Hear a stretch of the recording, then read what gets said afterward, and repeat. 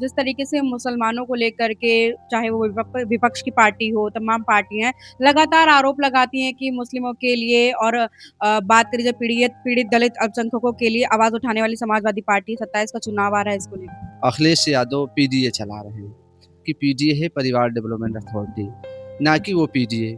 असली पीडीए तो भाजपा के पास है कि उसने सबका साथ, सबका विकास और सबका विश्वास भी किया। क्या लग रहा है कि मुसलमानों के लिए क्या नए स्टेप्स लिए हैं और 27 के चुनाव में क्या मुद्दे रहेंगे मुसलमानों के पक्ष में? भारतीय जनता पार्टी किसी एक विशेष वर्ग या विशेष जाति के ऊपर काम नहीं करती है। जब नारा ही दे दिया गया सबका साथ, सबका विकास, सबका विश्वास, तो ज़ाहिर-सी बात है फिर वहाँ ना मुसलमान है, ना हिंदू है, ना अगड़ा है, ना पिछड़ा है, हमारे यहाँ सब बराबर हो जाता है।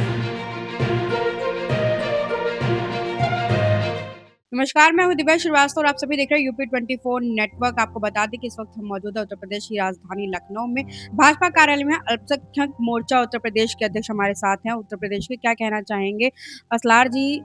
जिस तरीके से मुसलमानों को लेकर के चाहे वो विपक्ष की पार्टी हो, तमाम पार्टियां लगातार आरोप लगाती हैं कि मुस्लिमों के लिए और बात करें जब पीड़ित पीड़ित दलित अल्पसंख्यकों के लिए आवाज उठाने वाली समाजवादी पार्टी 27 का चुनाव आ रहा है इसको लेकर।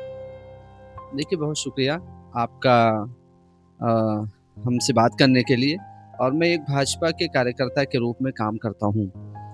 और आपने बात कही 1, 2, 3, 4 उनमें एक बड़ी महत्वपूर्ण बात कही आपने कि पीडीए, अखिलेश यादव पीडीए चला रहे हैं। अब पीडीए का मतलब तो यही समझ में आया है अभी तक, जहाँ तक हमें क्या सबको यही लग रहा है कि पीडीए है परिवार डेवलपमेंट अथॉरिटी, ना कि वो पीडीए। असली पीडीए तो भाजपा के पास है कि उसने सबका साथ, सबका विकास और सबका विश्वास भी किया। 2014 में जब नरेंद्र मोदी की सरकार आई, तो उसने एक नारा दिया था कि मैं मुसलमानों के एक हाथ में कुरान और दूसरे हाथ में लैपटॉप देखना चाहते हैं, और उस पे काम हुआ। नरेंद्र मोदी की सरकार ने जो है लाभार्थियों को सबसे ज़्यादा आवास मिला। उनमें आवासों में सबसे ज़्यादा अगर किसी को हक मिला तो मुसलमानों को मिला। मैं कल एक रिपोर्ट पढ़ रहा था कि मुसलमानों को सबसे ज़्यादा जनधन योजना के तहत खाते खोले गए। तो ज़ाहिर-सी बात है, एक जो गरीब तबका था, जो अशिक्षित था, शिक्षित करने की ज़रूरत थी।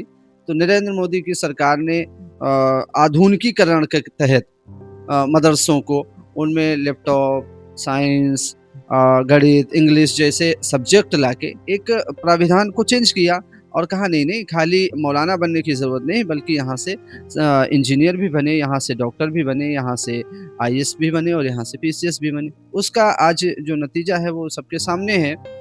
और उसका नतीजा क्या, अगर हम रिज़ल्ट भी उठा के देखें तो लोग इंजीनियर, डॉक्टर, अगर कोई भी रिज़ल्ट आता है तो उसमें मुसलमानों की भागीदारी बढ़ी है।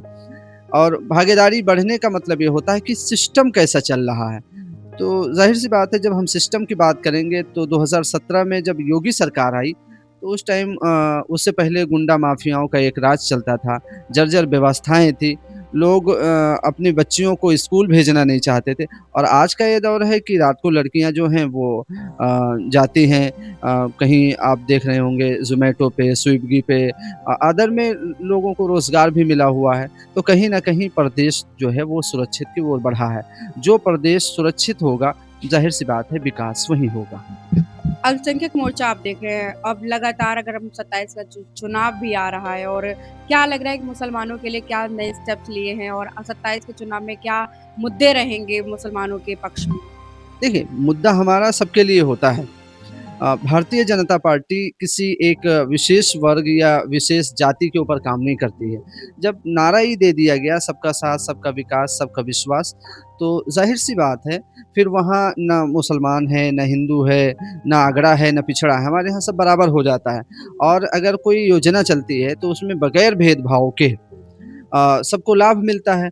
जो ज़्यादा गरीब होता है तो उसको ज़्यादा लाभ मिल जाता है। मुसलमान, ज़ाहिर-सी बात है, इन समाजवादियों ने और इन कांग्रेसियों ने जिस तरह से उनको हाशिए पे ले जाके खड़ा कर दिया था, आज उन योजनाओं के तहत और अच्छी शिक्षा के तहत वो आगे बढ़ रहे हैं। यही चीज़ उनको जो है विपक्षियों को हज़म नहीं हो पा रही है। देखिए, विपक्ष के पास न रीति है, न नीति है। उनके पास कुछ भी ऐसा नहीं है, वो सिर्फ़ मुसलमानों को गुमराह करते हैं। मुसलमानों के पक्ष में ऐसा खड़े हो जाते हैं, लग रहा है असली हितैषी यही हैं। अगर असली हितैषी होते, तो उनको शिक्षा में आगे बढ़ाते, उनके रोज़गार के मौके पैदा करते, लेकिन उन्होंने ऐसा नहीं किया। मुसलमानों को अशिक्षित रखा, मुसलमानों को गुंडा और माफ़िया बनाने का काम समाजवादी पार्टी ने किया था। एक शब्द इस्तेमाल होता है हिंदू खतरे में है, इसको लेकर के क्या कहना चाहेंगे? देखिए, पूरा देश सुरक्षित है।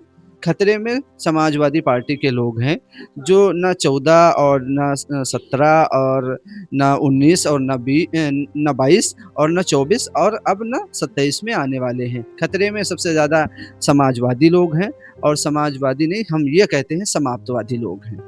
लगातार तमाम अगर मैं बात करूँ बेरोज़गारी का मुद्दा लगातार उठता आ रहा है, पेपर लीक की समस्याएँ हो रही है, इसको लेकर के क्या सोचते हैं?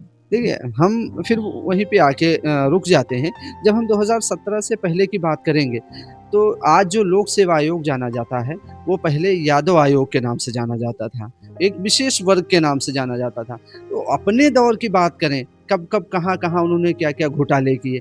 उनके दौर में ये था कि फलाँ डिप्टी सीएम का ओहदा रखते हैं, तो वो अगर कह दिए तो इतने लोगों को भर दिया जाएगा। मत उनके यहाँ तो हर आदमी मुख्यमंत्री बना घूमता था और थानों पे कब्ज़ा, आयोगों में कब्ज़ा, तो ज़ाहिर-सी बात है उनके यहाँ तो चरम पे था। हमारे यहाँ वो चीज़ नहीं है। हमारे यहाँ तो माननीय मुख्यमंत्री जी नियुक्ति पत्र बाँटते हैं, फिर लोगों से संवाद करते हैं और उनसे पूछते हैं कि भाई आपको कहीं 10 रुपए तो नहीं देना पड़ा? यहाँ तक आपको नौकरी मिलने तक आपको कहीं कोई पैसे तो नहीं देने पड़े? तो वो तो ऑनलाइन बताता है कि साहब नहीं, हम अपनी योग्यता के बेस पे आए हैं और जब एक विशेष वर्ग के नाम से जब वो आयोग जाना जाता था, तो वो ये कहता नहीं, नहीं, मैं तो साहब पैसे दे के आया हूँ यहाँ तक। तो अपने वक़्त की वो बात करेंगे और ये समाप्तवादी लोग जो है, ये 2027 में भारतीय जनता पार्टी इनको समाप्त करने का काम करेगी। ठीक है, देखिए आप सुन रहे थे असलार अहमद जी को। आपको मैं बता दूँ कि बीजेपी जो है अब 2027 की ओर आगे बढ़ रही है और तमाम खबर इस पर भी लाते रहेंगे। जुड़े रहे हमारे साथ यानी यूपी 24 नेटवर्क के साथ, कैमरा पर्सन कृष्णा के साथ। मैं हूँ दिव्या श्रीवास्तव। चैनल को करें लाइक, शेयर, सब्सक्राइब और भी मुद्दे उठाते रहेंगे। कमेंट सेक्शन में ज़रूर लिखिएगा अपने मुद्दे। धन्यवाद।